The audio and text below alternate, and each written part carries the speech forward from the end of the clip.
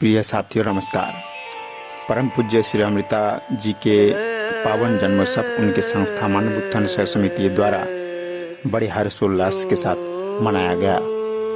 श्रीमती अमृता रावत जी के जीवन पूरे मानव समाज को एक मार्मिक संदेश दे रहे हैं। प्रिय साथियों, श्रीमती अमृता रावत जी के संक्षिप्त जीवन परिचय को अगर देखें तो उनका पौड़ी जनपद के 21वें विकासखंड के अंतर्गत रिगवाड़ी गांव में श्रीमती अमृता रावत जी का जन्म 10/8/1958 को हुआ। श्रीमती अमृता रावत जी ने बचपन से ही नेतृत्व क्षमता के विलक्षण गुण परिलक्षित होने लगे थे। पिता श्री कुंवर सिंह रावत के कानपुर में वरिष्ठ वैज्ञानिक के पद पर कार्यरत रहने के कारण उनकी शिक्षा दीक्षा कानपुर में ही हुई। कानपुर विश्वविद्यालय में स्नातक श्रीमती रावत 1978 में गर्ल्स डिग्री कॉलेज कानपुर के छात्र संघ चुनाव में संयुक्त सचिव के पद पर भारी मतों से विजयी हुई।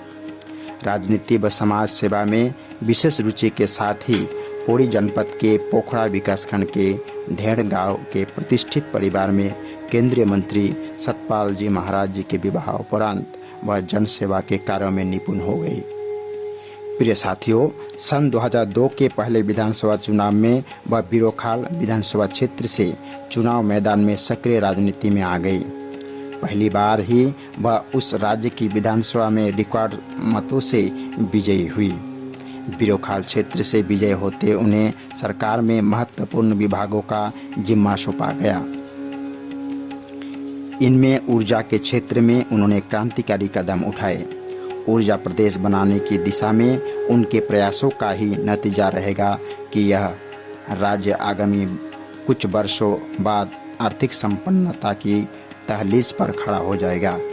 इस तरह के परोपकार कार्य उन्होंने मानव उत्थान सेवा समिति के साथ जुड़कर किए। अपने पति श्री महाराज जी के साथ उन्होंने मानव उत्थान सेवा समिति अपने को समर्पित किया हुआ है। साथियों, मानव उत्थान सेवा समिति द्वारा प्रकाशित हंसदेश पत्रिका में आदरणीय श्री माता जी कहते हैं कि सद्गुरु ही सच्चे ज्ञान को बांट सकते हैं।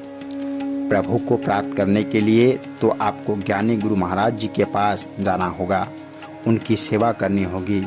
सेवा से जब हम उनकी आत्मा को प्रसन्न करेंगे तो गुरु महाराज जी की कृपा करके हमको आत्मा का क्रियात्मक ज्ञान देंगे और तभी उस ज्ञान को प्राप्त करके भजन सुमिरन करके प्रभु परमात्मा के दर्शन को प्राप्त कर सकते हैं।